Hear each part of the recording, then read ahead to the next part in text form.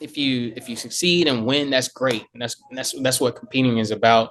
But really, the takeaway should be like, what did you learn from it?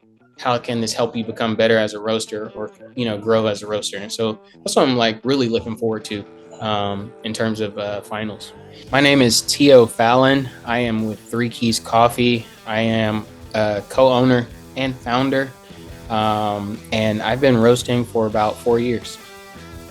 So, um, what machine do you roast on? Currently, we have I have a 6 kilo Gießen and a 15 kilo Gießen. We also have a Stronghold S7, and then occasionally do a little bit of sample roasting on our Kawa. Oh, right on. Well, that's a whole setup you got there. Yeah, Yeah. What was your journey like to get to where you are in terms of competition? So you're heading to Portland. Did you take the prelim route or did you go straight to qualifiers? Oh, I took the prelim route. So actually placed first at prelims in Houston, which essentially guaranteed me a spot in qualifiers. And signed up for the qualifiers in Baltimore. I did well enough there that I'm able to move on to finals in Portland here in April. How'd you get your start in coffee? My start, it's not the traditional path.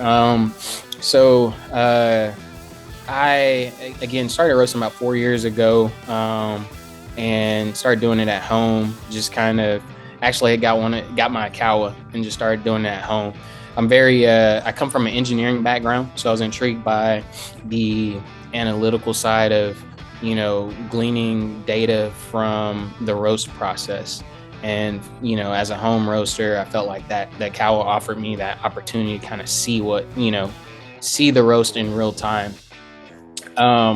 Just mentioning it again, as an engineer, I've been an engineer for about 12 years, 13 years. That's what brought me to Houston, Texas. I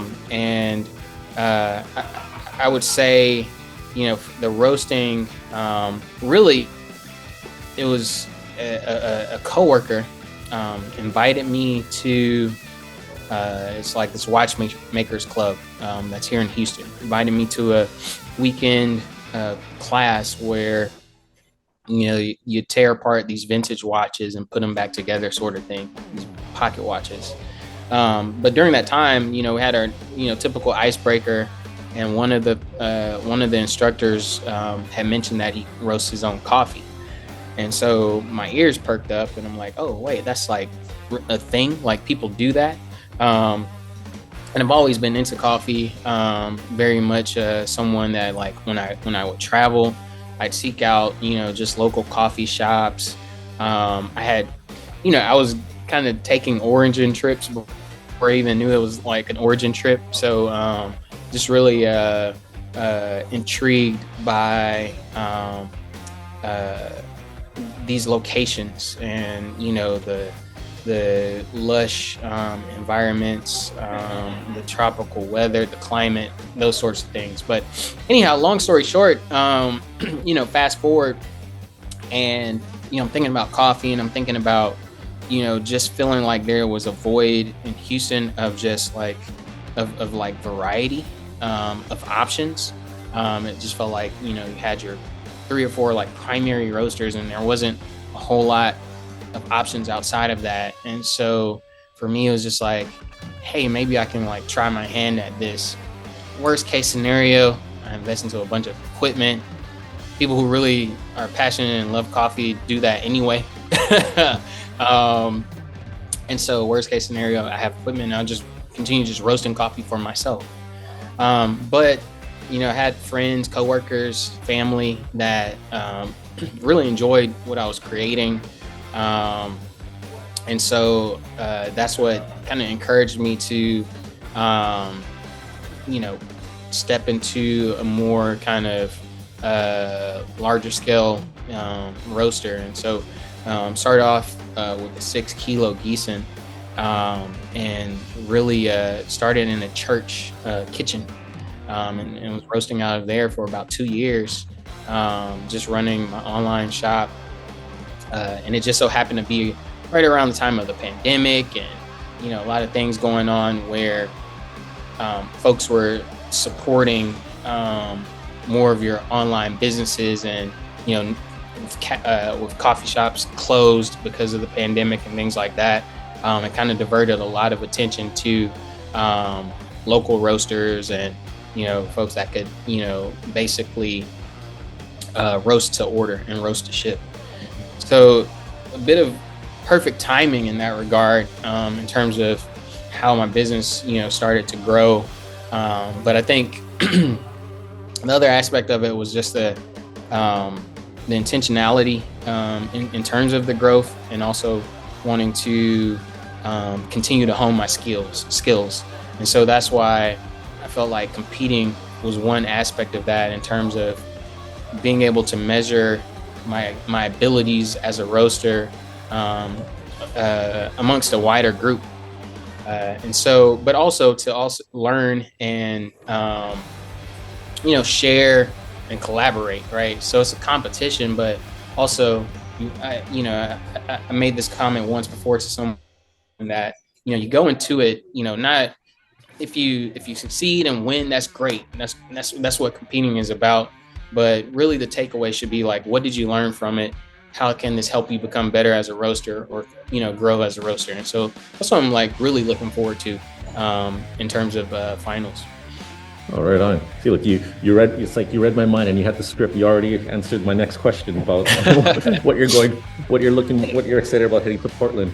I want to kind of touch upon the branding, because we were speaking before we recorded. So you mentioned you're an engineer, but 3 Keys, you're also a musician, right? So yes, yeah. What's the story about the brand? Yeah, so 3 Keys is basically a nod to my experience as a trumpet player. So the 3 keys just represents the valves of the trumpet. And even at a deeper level, it's just a nod to people that have been part of my life, that have kind of invested in me and nurtured me and allowed me to have that sense of feeling like I could be or do whatever I wanted to do, as long as I dedicated myself to it. And so one of those people that was like really very inspirational in my life is my grandfather. And he actually, purchased my first trumpet for me, and, gifted that to me when I was in like 4th grade. And he really encouraged me to like play and continue with it, and, see the value in, the commitment to musicianship. So as I got older, and life starts to happen, and certain things you have to prioritize certain things over others. And so it got to a point where I had to prioritize my dreams of like becoming an engineer and succeeding in that profession. And so the musicianship or the music sort of took a back seat at that point. But things come full circle, and I think what I wanted to do when I conceptualized 3 Keys, I wanted to just draw from my personal experiences and make it as authentic as possible. And so the manifestation of that is just like my life experience, through jazz, through art, through creativity. The colors represent just places I've been, and things I've seen. And so really what 3 Keys is just like a window into more so my life and the evolution of that. That's awesome. Yeah, and we're going to be in Portland, and super excited to meet you in person, Tio. So is there anything that you're not good at or that you just started that you're working on? Anything new? There's I mean, I like to think that there I guess my philosophy is that with dedication, consistency, and perseverance, you can be good at the things that you put your mind to. And so I was not always like the smartest in class, but I was a really hard worker. I was very dedicated, and I had my mind set on, getting a engineering degree. Same with playing my instrument. It took years before I felt like I actually, made a jump from being just like very mediocre in technique, sound, and ability. It took years before I made that jump. And so really the differentiating factor, I think, is just having the ability to commit yourself to something. Oftentimes, people, if they don't get it right the first time, they want to quit. And I see that all the time with my children, right? I take my children to different little, basketball practice or something, or tennis lessons or something, and they think they're instantly supposed to be able to hit the ball and have like perfect hand-eye coordination.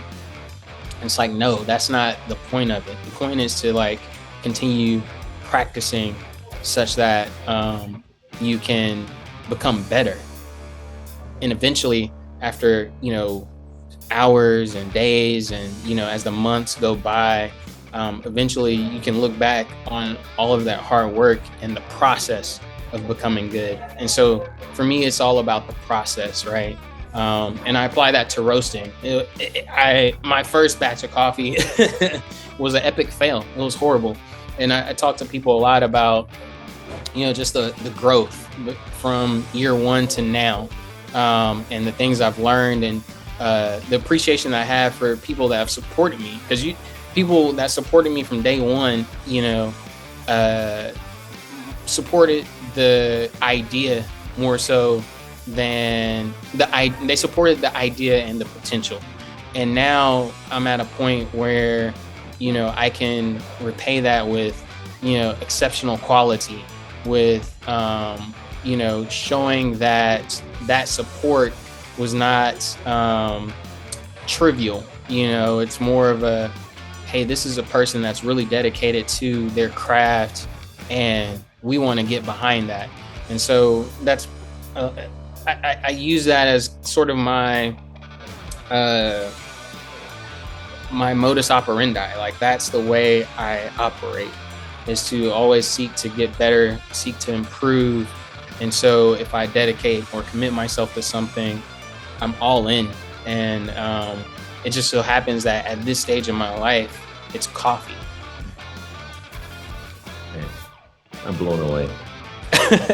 No, really, because usually when I ask that question, it's like, oh, I'm getting into baking, or I'm learning how to play the guitar, and you really took it full circle and really explaining, like, and applying it to your family too. So, man, that was powerful. Thanks so much.